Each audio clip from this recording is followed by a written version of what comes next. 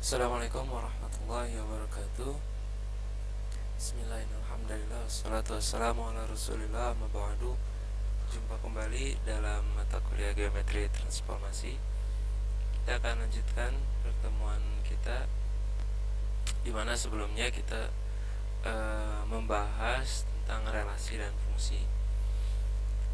Nah, kalau kemarin relasi dan fungsi yang kita bahas itu dalam aljabar, nah bagaimana sekarang kita melihat fungsi dalam geometri. Jadi objeknya beda. Kalau kemarin bilangan, kalau sekarang sebuah bentuk geometri gitu ya. Bisa titik, bisa garis, dan seterusnya. Nah, transformasi yang dimaksud dalam mata kuliah geometri transformasi ini kita definisikan sebagai misal alfa bidang Euclid. Jadi kalau di aljabar itu himpunan yang kita pakai isinya berupa bilangan gitu, atau misalnya matriks gitu, dan seterusnya. Nah, tapi untuk di sini kita gunakan fungsi itu pemetaan dari bidang ke bidang gitu ya. Pemetaan dari bidang ke bidang. Misalnya gini ya. Ini alfa, ini alfa. Nah, di sini alfa di sini sebagai bidang Euclid, di sini juga sama. Jadi ini sama ini anggotanya sama ya. Nah, kita akan melakukan pemetaan dari alfa ke alfa. T suatu transformasi jika dan hanya jika T itu memetakan alfa ke alfa sebagai fungsi bijektif. Jadi yang dimaksud transformasi itu adalah fungsi bijektif yang memetakan alfa ke alfa, bidang alfa ke alfa. Ini hanya simbolnya alfa, beta, gamma, itu bebas. Yang pasti memetakan dari bidang ke bidang, memetakan objek di bidang ke objek di bidang yang lain gitu. Tapi dalam hal ini bidangnya sama gitu ya. Misalnya saya punya titik di sini, katakanlah titik A gitu ya. Ini dipetakan oleh T ke titik B misalnya gitu, dengan suatu aturan tertentu ya. Atau misalnya di sini saya punya garis, misalnya garis L gitu. Garis L ini dipetakan oleh T ke garis K gitu, dan seterusnya, dengan aturan tertentu pastinya. Nah, gitu. Oke, kita lihat contoh. Misal alfa bidang Euclid. Misal alfa bidang Euclid, sebuah relasi oleh T dari titik di alfa ke alfa kembali. Q sebuah titik tertentu di alfa. Jadi kita punya fungsi, kita punya relasi namanya T.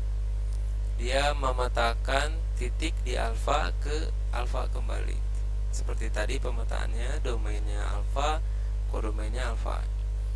Kemudian kita punya sebuah titik Q di alfa. Titik Q ini titik tetap gitu ya. Jadi kita tahu bahwa di situ ada titik Q yang posisinya di situ gitu. Kita tentukan saja. Suatu T berlaku, nah ini aturannya. Jadi kalau misalnya kita di aljabar itu misalnya kita punya satu fungsi f dengan aturan misalnya fx sama dengan x kuadrat plus 2 misalnya. Nah, ini kan namanya aturan nih. Aturan berlakunya fungsi tersebut. Jadi dia memetakan x ke x kuadrat plus 2. Nah, di geometri transformasi ini, di transformasi ini, si T sebagai relasinya memetakan titik di alfa dengan aturan sebagai berikut. Jika P Q anggota alfa dengan P sama dengan Q, maka T akan memetakan P ke Q. Jadi P akan dipetakan oleh T ke titik Q, gitu ya. Nah, kemudian jika P dan Q-nya suatu titik di alfa, jadi kalau misalnya P-nya dan Q-nya posisinya tidak sama dengan gitu ya, atau jadi gini ya, P misalnya Q gitu ya. Kan kalau yang pertama nih kalau P-nya sama dengan Q, kalau P-nya sama dengan Q artinya di sini Q, P-nya di sini juga gitu, maka akan dipetakan ke dirinya sendiri, maka petanya di sini-sini juga. Tapi kalau misalnya P-nya tidak sama dengan Q, maka P akan dipetakan oleh T ke M, di mana M-nya titik tengah dari PQ. Jadi si P ini akan dipetakan ke M. Nah, tekanlah di sini ya. Ke M dengan M titik tengah dari segmen PQ. Nah, jadi ada aturannya. Ada aturannya. Nah, yang jadi pertanyaan, apakah fungsi T ini merupakan transformasi? Di fungsi T, Jadi relasi T ini dengan aturan seperti ini, apakah merupakan transformasi? Gitu ya, pertanyaannya. Nah, kita akan tunjukkan apakah dia transformasi atau bukan. Ingat berdasarkan definisi tadi bahwa transformasi itu adalah fungsi bijektif atau satu-satu pada dari alfa ke alfa. Nah, untuk menunjukkan bahwa T di sini adalah transformasi, berarti kita harus menunjukkan bahwa relasi T ini merupakan fungsi bijektif dari alfa ke alfa. Di sini sudah jelas pemetaannya dari alfa ke alfa, dari bidang Euclid ke bidang Euclid. Nah, tinggal yang harus dibuktikan adalah apakah T ini merupakan fungsi bijektif gitu. Apakah merupakan fungsi bijektif? Berarti yang harus kita tunjukkan adalah bahwa T merupakan sebuah fungsi. Apakah T fungsi? Gitu ya. Kemudian yang kedua, apakah T ini merupakan fungsi satu-satu atau subjektif dulu gitu.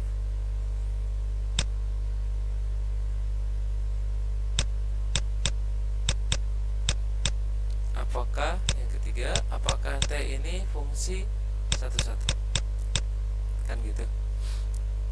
Sehingga kita bisa menyimpulkan nanti T-nya ini fungsi satu-satu pada atau bukan.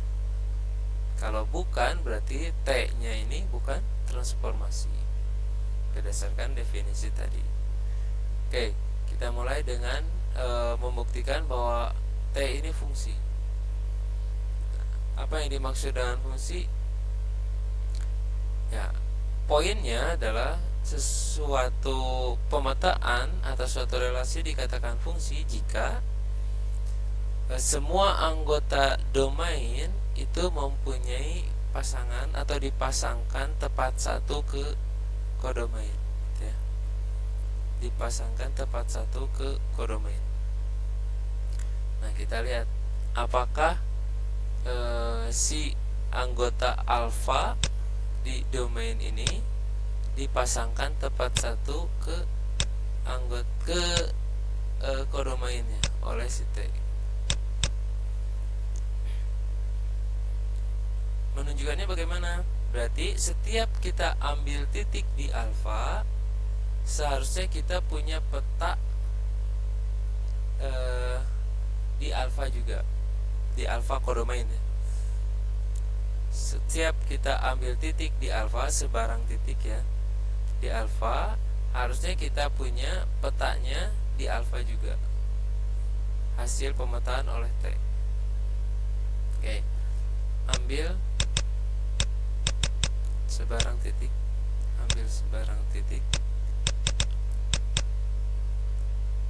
katakanlah titik P gitu ya, katakanlah titik P supaya terlihat sesuai dengan aturannya.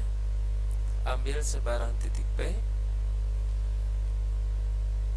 Oh ya, yang jadi catatan juga bahwa di sini kita sudah punya sebuah titik Q di alfa. Jadi misalnya ini bidang alfa, misalnya ada sebuah titik Q di sini. Nah, sehingga kalau kita ambil sebarang titik P, itu ada dua kemungkinan kan, bisa titik P-nya itu kebetulan kita ambilnya di sini posisinya, berarti P-nya sama dengan Q kan gitu ya. Kemungkinan pertama P-nya sama dengan Q. Atau kemungkinan kedua, yang kita ambil titik P-nya tidak di sini tapi di tempat yang lain. Bisa di sini, ya, bisa di sini atau dimanapun, karena sebarang ya. Jadi kemungkinan kedua, P-nya tidak sama dengan Q. Nah, kalau P-nya sama dengan Q, kita lihat aturan. T akan memetakan P ke Q kalau misalnya P-nya sama dengan Q. Nah, jadi aturannya kalau misalnya kita ambil titik sebarang di alfa dan kebetulan titik itu sama dengan Q, maka T akan memetakan titik tersebut ke Q. Sehingga kalau kita ambil P-nya sama dengan Q, maka TP sama dengan TP sama dengan Q ya. Ini sudah jelas ya. Artinya apa? Artinya setiap kita ambil titik yang kebetulan sama dengan Q atau titik itu juga, maka petanya titik itu lagi. Dan keberadaan setiap titik itu tunggal. Keberadaan setiap titik di alfa itu tunggal. Oke. Berarti ini sudah jelas. Kalau kita ambil sebarang titik yang kebetulan di titik Q, berarti petanya ada, yaitu titik Q lagi, dan keberadaannya itu tunggal. Yang kemudian, kalau yang kedua, kalau misalnya titiknya tidak di Q gitu ya. Jadi sebarang di mana saja, misalnya di sinilah. Misalnya saya ambil di sini. Sebarang ya, bisa juga di sini atau di mana pun. Yang pasti dia tidak sama dengan Q. Kita lihat aturannya. Kalau titiknya di luar Q, dipetakannya kemana? Kalau tidak sama dengan Q, maka T akan memetakan P ke M. Oh, ternyata T akan memetakan P ke M. M itu apa? M itu sebagai titik tengah dari segmen PQ. Berarti kira-kira di sini lah ya. Ini M. Jadi P ini akan dipetakan ke M, di mana M-nya sebagai titik tengah segmen PQ. Ya. Maka TP sama dengan M. Nah, masalahnya apakah M itu selalu ada gitu? M itu selalu ada. Oke, dengan kita bisa gunakan teorema yang sudah kita pelajari di mata kuliah lain ya, terutama di sistem geometrik, bahwa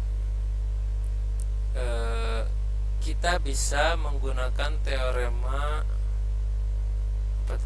keberadaan dan keunikan titik tengah. Kalau saya pakai buku Gerard Venema, di situ ada existence and uniqueness midpoint. Nah, artinya dengan teorema tersebut, kita tinggal pakai aja. Kita tinggal pakai aja bahwa setiap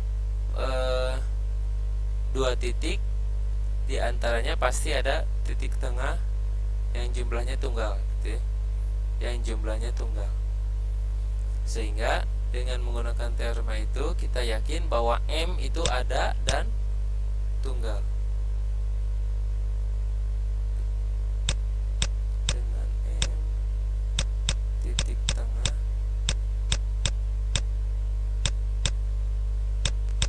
bagi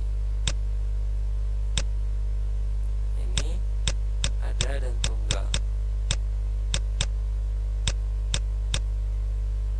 Dengan berdasarkan teorema keberadaan dan ketunggalan titik tengah midpoint existence and uniqueness midpoint. Nah, begitu. Sehingga dengan menunjukkan ini kita yakin bahwa P ini pasti punya peta. Bahwa P ini pasti punya peta. Dimanapun kita ambil P sebarang, pasti kita punya petanya. Dan petanya juga tunggal atau tidak dipasangkan lebih dari satu kali, ya. Nah, sehingga kesimpulannya apa? Kesimpulannya bahwa T ini sebagai relasi ternyata fungsi, ya. Oke, kemudian yang kedua, kita akan menunjukkan bahwa relasi T ini tadi sudah ya. Yang pertama kan jelasnya sudah fungsi, berarti yang kedua kita buktikan bahwa T ini fungsi pada. Jadi setelah T ini kita yakin fungsi, maka yang selanjutnya kita buktikan bahwa T ini fungsinya itu fungsi pada.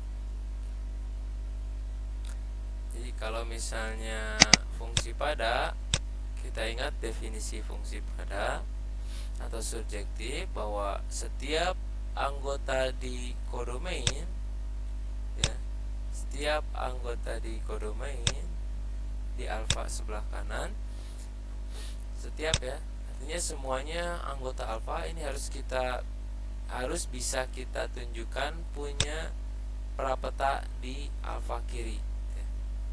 Punya prapeta di alfa kiri, sehingga peta atau setiap titik di alfa ini merupakan hasil peta dari alfa sebelah kiri. Jadi setiap, kalau di aljabar kan begini ya, setiap Y anggota B, katakanlah begitu ya, ini A ini B. Setiap Y anggota B harus ada X anggota A, sehingga Y itu sebagai hasil peta dari X oleh fungsi F. Jadi kalau di sini setiap katakanlah titiknya P gitu ya. Setiap titik P anggota alfa, kalau kita bedakan misalnya simbolnya ini alfa kanan, alfa A gitu ya. Ini alfa kiri, alfa I gitu ya, biar kelihatan beda. Walaupun sebenarnya alfa juga ya, sama, isinya sama. Ini supaya terlihat beda aja penamaannya. Setiap kita ambil P anggota Q, jangan P, nanti kita P juga pakainya. Setiap kita ambil M misalnya gitu ya. Setiap kita ambil M anggota alfa kanan, maka terdapat P anggota alfa kiri, sehingga apa? Sehingga si M itu merupakan hasil peta dari P, gitu ya. ini dari alfa kanan, tentu TP juga dari alfa kanan. Tapi kalau P nya ini dari alfa kiri. Nah, ini harus kita tunjukkan bahwa ada prapeta dari setiap anggota di alfa kanan. Oke. Seperti tadi bahwa sebuah bidang, kita punya sebuah bidang alfa gitu ya. Di dalamnya ada sebuah titik Q, karena berdasarkan soalnya begitu ya.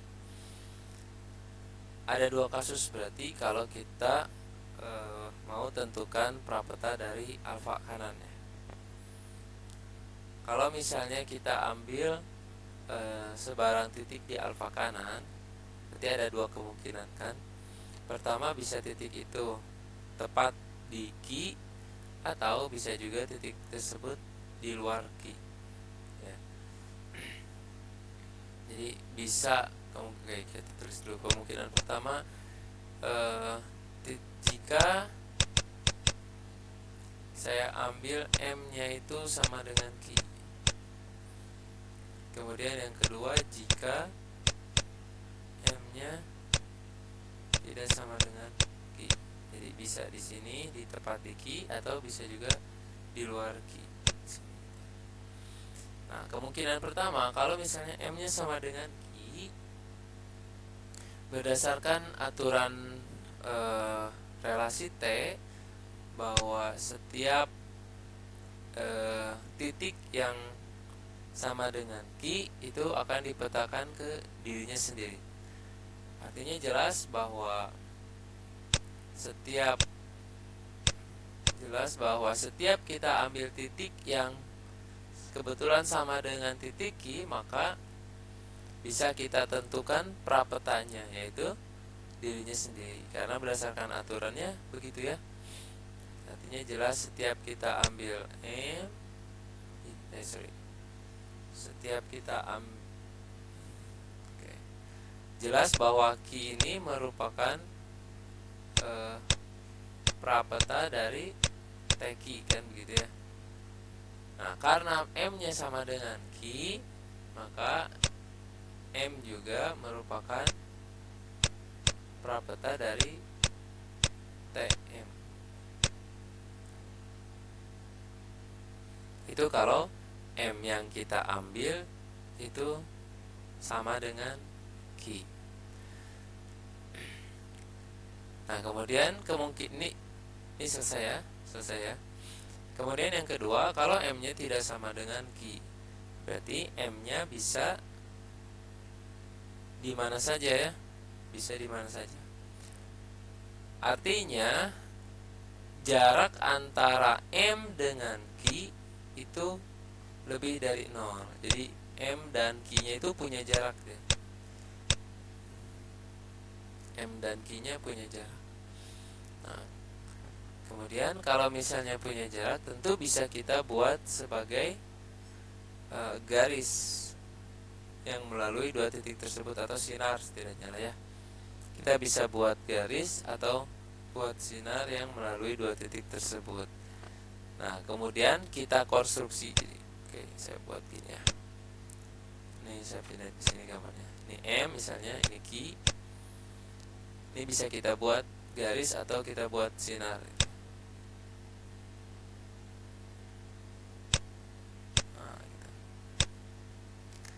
Nah, kemudian dari sini bisa kita konstruksi sehingga apa? Sehingga si M itu merupakan titik tengah dari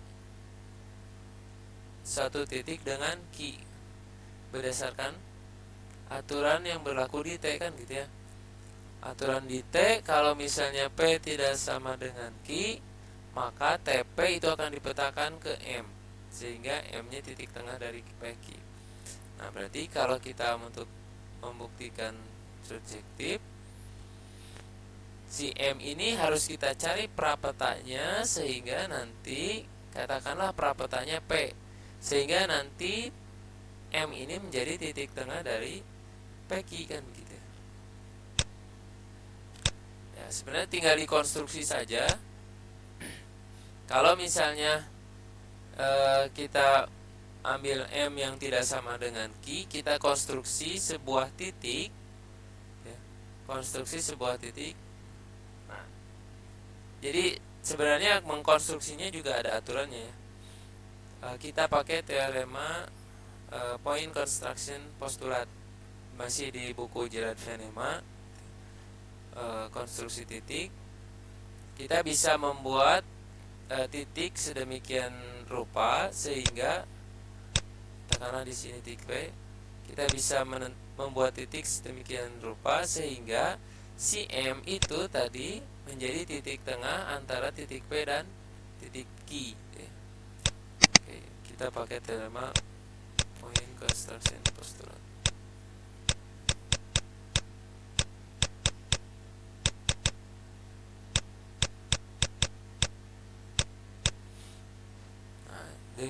Dengan teorema ini kita bisa menentukan sebuah titik P sehingga titik M tadi menjadi titik tengah dari titik P, ya.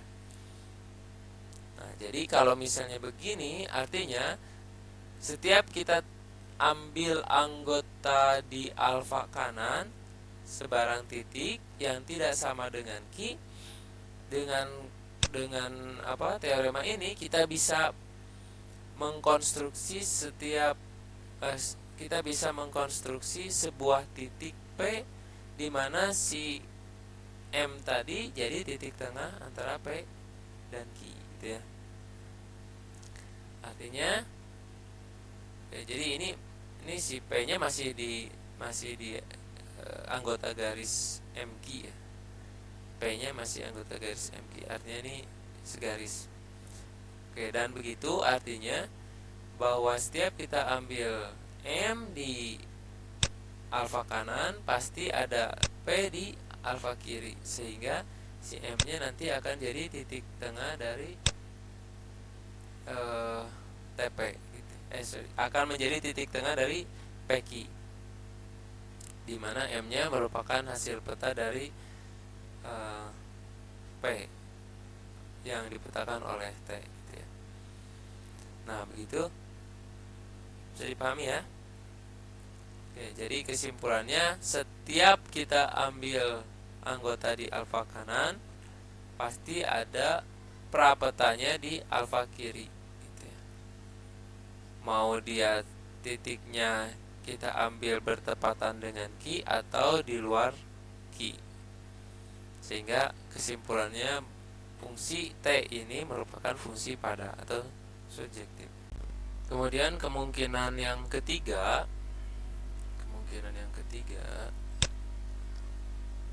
maksudnya bukan kemungkinan ketiga, pertanyaan ketiga. Tadi kan pertanyaan pertama, apakah dia fungsi? Ternyata dia fungsi. Kemudian pertanyaan yang kedua, apakah fungsinya fungsi pada? Ternyata sudah terbukti dia fungsi pada, si T-nya fungsi pada. Tinggal pertanyaan ketiga, apakah dia fungsi satu-satu? Apakah si T itu fungsi satu-satu? Kita ingat bahwa fungsi satu-satu itu kan jika, gitu ya. Jika saya punya dua titik, ya, kalau di aljabar itu misalnya jika X tidak sama dengan Y, gitu ya, maka Fx tidak sama dengan Fy, gitu ya. Tidak sama dengan Fy. Atau jika Fx-nya sama dengan Fy, maka X sama dengan Y, gitu ya. Ini untuk definisi satu-satu. Nah, kita akan gunakan definisi ini untuk membuktikan fungsi T tadi di geometri di bidang alfa, ya, bidang alfa. Jadi ingat kita punya bidang alfa, ini di sini ada titik Q. Nah, kita kalau misalnya kita lihat definisinya berarti kita butuh dua titik, ya. kita butuh 2 titik. Kalau kita ambil 2 titik sebarang di alfa, itu kan ada beberapa kemungkinan. Pertama, kalau misalnya 2 titik, saya tulis dulu, ambil 2 titik, katakanlah titiknya S dan U ya, S dan U. Kita ambil 2 titik sebarang.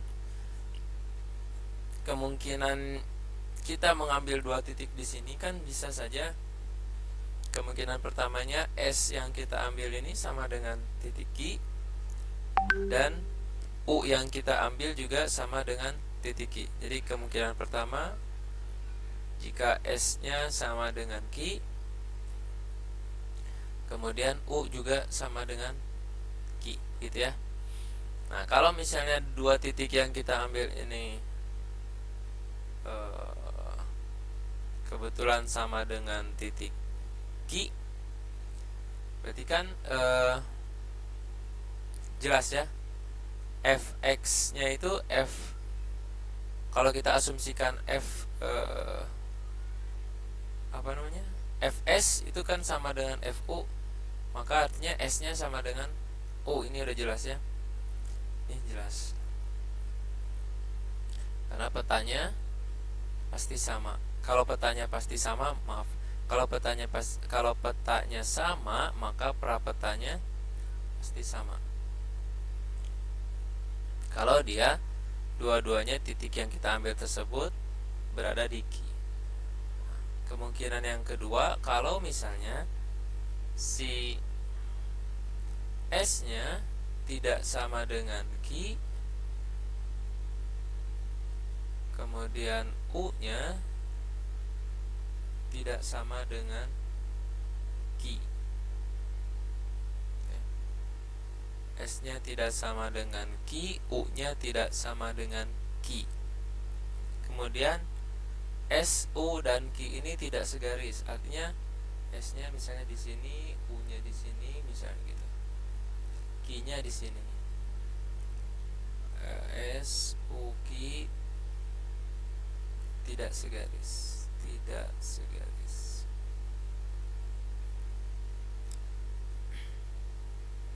Kemudian, kita punya asumsi bahwa fx sama dengan fy. Nah, asumsi kita bahwa fs itu sama dengan fu. Ya. Kita akan buktikan bahwa ternyata S itu sama dengan U. Oke. Kalau misalnya kondisinya seperti ini, Fs sama dengan Fu, ini bukan F ya. Kita kan pakainya T, kita pakainya T. Kita asumsikan TS-nya sama dengan TU. Kalau misalnya TS sama dengan TU, kan? Artinya apa? Artinya dua petanya itu sama. S itu kan dipetakan oleh T ke TS gitu ya. S dipetakan oleh T ke TS, kan begitu ya.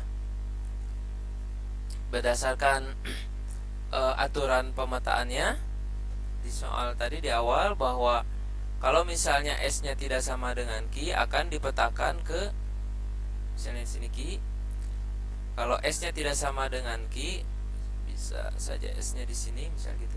Kalau S-nya tidak sama dengan Q, maka S ini akan dipetakan ke M, di mana M titik tengah dari SQ, kan gitu ya. Nah, begitu. Artinya M atau TS ya. Ini M atau TS. Artinya TS itu menjadi anggota SQ gitu kan. Menjadi anggota SQ. TS-nya jadi anggota SQ. Nah, sama dengan U. U juga itu hasil peta U itu dipetakan ke TU. Jadi kalau misalnya gambarnya juga seperti ini gitu ya. Kalau misalnya gambarnya juga seperti ini, misalnya sini U juga akan dipetakan ke satu titik yang menjadi titik tengah dari UKI kan gitu ya. Jadi TU juga masih anggota dari UKI. TS anggota SKI, TU anggota UKI. Kemudian diasumsikan bahwa SUKI-nya tidak segaris begini. Artinya apa? Artinya titik Q menjadi titik sekutu dari SKI dan UKI. Artinya Q menjadi titik sekutu atau titik yang dipakai bersama gitu. Titik sekutu dari UKI dan SKI. Nah, sekarang Q-nya titik sekutu dari UKI dan SKI. Nah, sekarang hasil petanya, asumsi kita, hasil peta dari S dan U itu sama. Asumsi kita bahwa hasil peta dari S dan U itu sama. Nah, bayangkan kalau misalnya hasil petanya sama, kemudian TS anggota SKI, TU anggota UKI, tapi dia tidak segaris, bagaimana jadinya? Tidak mungkin kan? Tidak mungkin. Kalau misalnya hasil petanya sama, pasti dia harusnya segaris kan gitu. Karena Q-nya menjadi titik yang digunakan bersama. Oke, kalau misalnya kita gambarnya, katakanlah U-nya di sini. M-nya kan di sini ya. M-nya di sini. Kalau misalnya U sama Q-nya tidak segaris, U sama S-nya tidak segaris, SUQ-nya tidak segaris, katakanlah S-nya di sini. Tentu M-nya tidak bisa di sini kan? Artinya M-nya tidak mungkin sama. TS-nya tidak akan sama dengan TU kalau misalnya dia tidak segaris. M-nya harusnya di sini gitu. Kalau SQ. Jadi TS atau M ini kan TS. TS-nya itu pasti di sini. Nah, asumsi awal tadi kalau tidak segaris, maka ini tidak mungkin sama gitu. Tapi asumsi kita TS itu sama dengan TU, maka kontradiksi ya. Kontradiksi. SUQ-nya tidak segaris. Ini kan pengandaian nih.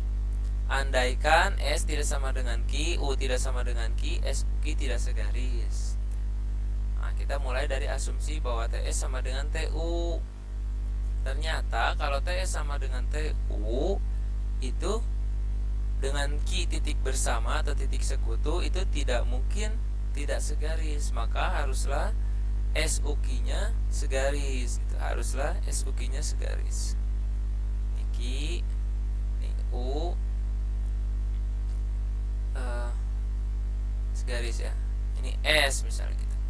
Tapi kan kalau misalnya S-nya SUQ-nya segaris tapi berbeda begini, U dengan S-nya, tidak mungkin TS-nya sama dengan TU, maka haruslah U-nya sama dengan S. Kontradiksi. Nah, begitu ya. Jadi haruslah, ini untuk penjelasan secara tulisannya bisa dilihat di diktat yang sudah saya buat ya. Silakan bisa diunduh. S sama dengan, bisa diunduh nanti redaksinya atau pembuktiannya bagaimana secara tulisan. Karena kalau ya pembuktian secara lisan itu kan lebih mudah gitu ya. Tapi kalau secara tulisan itu posisinya bagaimana, yang mana yang duluan yang dibuktikannya gitu ya. Terus pemilihan katanya, nah nanti bisa dilihat di diktat yang sudah dibuat.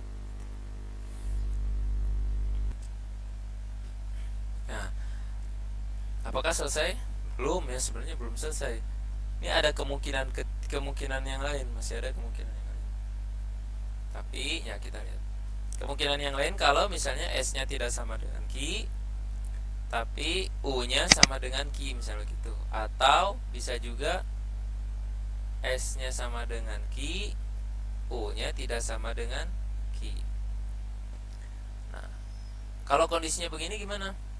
Nah, kalau kondisinya seperti ini, S-nya tidak sama dengan Q, U-nya sama dengan Q, di mana pemetaan U ini sudah jelas berdasarkan aturan dari T, maka kondisi seperti ini tidak mungkin.